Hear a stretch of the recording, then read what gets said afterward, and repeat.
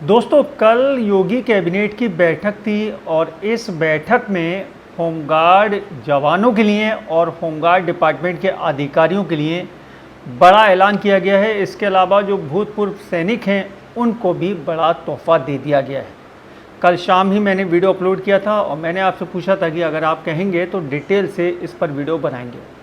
तो मैं आपको आज के इस वीडियो में डिटेल से बताने वाला हूँ कि आखिर में जो यहाँ पर कैबिनेट का फैसला हुआ है उससे क्या फ़ायदा हमारे होमगार्ड जवानों को, क्या फ़ायदा हमारे होमगार्ड विभाग के अधिकारियों को और क्या फ़ायदा हमारे भूतपूर्व सैनिकों को होने वाला है।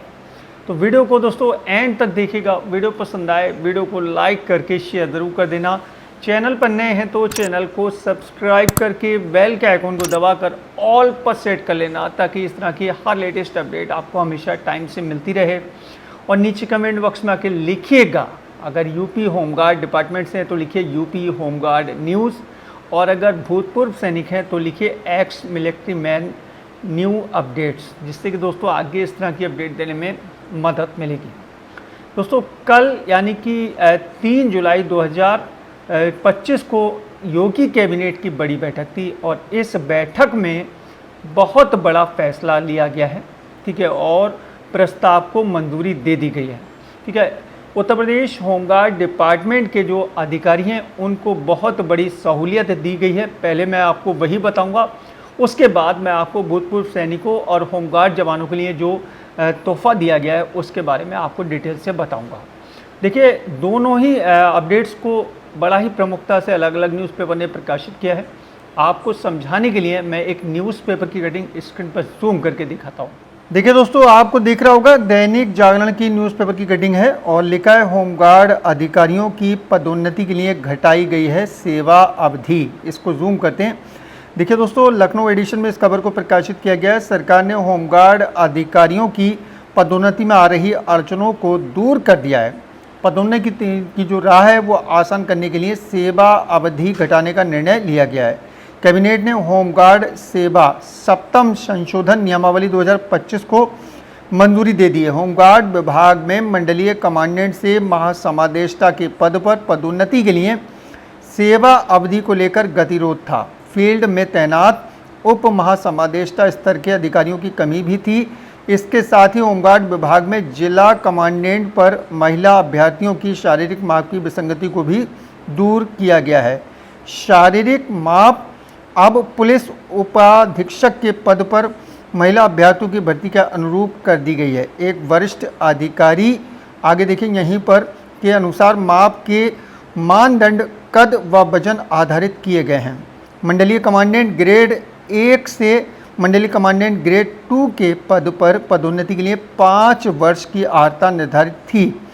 संशोधित, आगे देखिए, इसी में नियमावली के तहत अब मंडलीय कमांडेंट ग्रेड 1 की 2 वर्ष की सेवा के साथ कुल 13 वर्ष की सेवा जो जिला कमांडेंट व मंडलीय कमांडेंट के रूप में की गई हो, कर दिया गया है। ऐसे ही मंडलीय कमांडेंट ग्रेड 2 से उप महासमादेष्टा के पद पर पदोन्नति के लिए भी 5 वर्ष की सेवा अवधि अनिवार्य थी, जिसे अब घटाकर मंडलीय कमांडेंट ग्रेड 2 के पद पर 1 वर्ष की सेवा के साथ कुल 18 वर्ष की सेवा अवधि जो जिला कमांडेंट, मंडलीय कमांडेंट ग्रेड 1 व ग्रेड 2 के पद पर की गई हो, कर दिया गया है। उप महासमादेष्टा से संयुक्त महासमादेष्टा के पद पर पदोन्नति के लिए भी सेवा अवधि की 2 वर्ष की अनिवार्यता को घटाकर 1 वर्ष कर दिया गया है।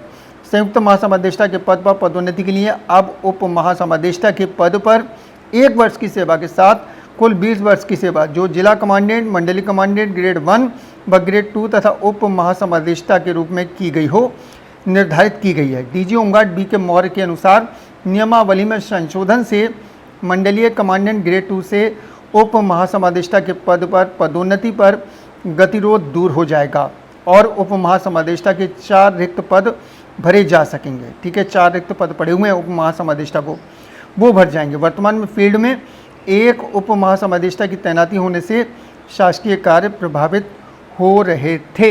होमगार्ड डिपार्टमेंट में अधिकारियों की सेवा अवधि जो पदोन्नति के लिए थी उसको घटा दिया गया। बहुत बड़ा फ़ायदा होमगार्ड डिपार्टमेंट के अधिकारियों को हो गया है। इसी तरीके से दोस्तों जो भूतपूर्व सैनिक हैं, होमगार्ड जवान हैं, उनके लिए भी कैबिनेट के द्वारा एक बड़ा फैसला लिया गया है। उस न्यूज़ को भी सभी न्यूज़पेपर ने बड़ा ही प्रमुखता से प्रकाशित किया है। वो न्यूज़पेपर की एक कटिंग जो है मैं आपको स्क्रीन पर जूम करके दिखाता हूँ ताकि आपको अच्छे से समझा पाऊँ। देखिए दोस्तों, आपको दिख रहा होगा, ये भी दोस्तों यहाँ पर दैनिक जागरण की न्यूज़पेपर कटिंग है। लिखा है दोस्तों, अब बिना जैम पोर्टल पूर्व सैनिकों व होमगार्ड की सेवाएं ले सकेंगे। ठीक है, पूर्व सैनिकों व होमगार्ड के विभिन्न सार्वजनिक उद्यमों, जितने भी सार्वजनिक उद्यम हैं, स्थानीय निकाय हैं, शैक्षिक संस्थाएं हैं, शासकीय व अर्धशासकीय संस्थाओं में सेवायोजन में आ रही दिक्कतों को दूर करने के लिए कैबिनेट ने सूक्ष्म, लघु व मध्यम उद्यम विभाग के प्रस्ताव को स्वीकृति दे दी है। अब बिना जैम पोर्टल के सीधे पूर्व सैनिकों व होमगार्ड की सेवाएं ली जा सकेंगी। पूर्व में यह व्यवस्था लागू थी। ई मार्केट प्लेस जैम की व्यवस्था लागू होने के बाद पूर्व सैनिकों व होमगार्ड को सीधे सेवायोजित किए जाने पर विराम लग गया था। दक्ष, अनुशासित व प्रशिक्षित पूर्व सैनिकों व होमगार्ड के सेवायोजन के लिए निविदा में भाग लेने पर कई तकनीकी समस्याएं आ रही थी, जिससे इनका सेवायोजन नहीं हो पा रहा था। विभागों के सामने अब जैम पोर्टल के अलावा सीधे उत्तर प्रदेश पूर्व सैनिक कल्याण निगम लिमिटेड के से पूर्व सैनिक व होमगार्ड की सुरक्षा सेवाएं लेने का विकल्प होगा। मैन पावर के आउटसोर्स के लिए सर्विस चार्ज के रूप में पूर्व सैनिक कल्याण निगम को अधिकतम 5% धनराशि देनी होगी। पूर्व सैनिक कल्याण निगम सैनिक कल्याण विभाग के प्रशासनिक नियंत्रण में है, लिहाजा निगम पर private security agency regulation act, ठीक है, PSAI 2005 लागू नहीं होता। निगम के लिए PSAI लाइसेंस लेना भी अनिवार्य नहीं है। तो भाई देखिए, एक बात मैं आपको समझा दूं, जितने भी शैक्षिक संस्थान हैं, स्थानीय निकाय हैं, उद्यम हैं, सार्वजनिक उद्यम जो हैं, वहाँ जब होमगार्ड्स की या फिर हमारे पूर्व सैनिकों की सेवाएं ली जाती थीं, तो वो सेवाएं दोस्तों जैम पोर्टल के माध्यम से ही ले सकते थे। ठीक है, जैम पोर्टल के ज़रिए ही ये प्रक्रिया पूरी हो पाती थी। लेकिन अब दोस्तों सरकार ने ये फैसला थोड़ा सा बदल दिया और फैसले को बदलते हुए बड़ी सहूलियत दे दी है। देखिए, जैम पोर्टल से अभी भी ले सकते हैं, लेकिन अब एक और सहूलियत दे दी है कि भाई जैम पोर्टल पे आप नहीं जाना चाहते, कोई भी निकाय या फिर शैक्षिक संस्थान अगर सेवा लेना चाहता है तो वो जैम पोर्टल पर ना जाकर सीधे निगम पर जा सकता है। ठीक है, निगम पर जाकर और डायरेक्ट जो है बिना जैम पोर्टल पर जाए हुए सेवाएं ले सकता है। पूर्व सैनिक रख सकता है अपने यहाँ, या फिर होमगार्ड्स की सेवाएं ले सकता है, होमगार्ड के जवानों को भी रख सकता है।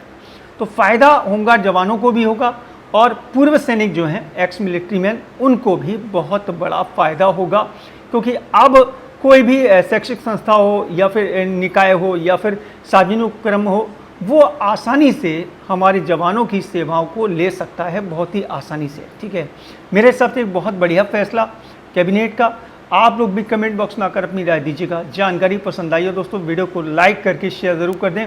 चैनल पर नए हैं तो चैनल को सब्सक्राइब करके बेल के आइकन को ज़रूर दबाएं, ताकि फ्यूचर में हमारा हर वीडियो आप तक आसानी से पहुंच सके। अपना ख्याल रखिए, परिवार का ख्याल रखिए। फिर मुलाकात होगी। Thank you.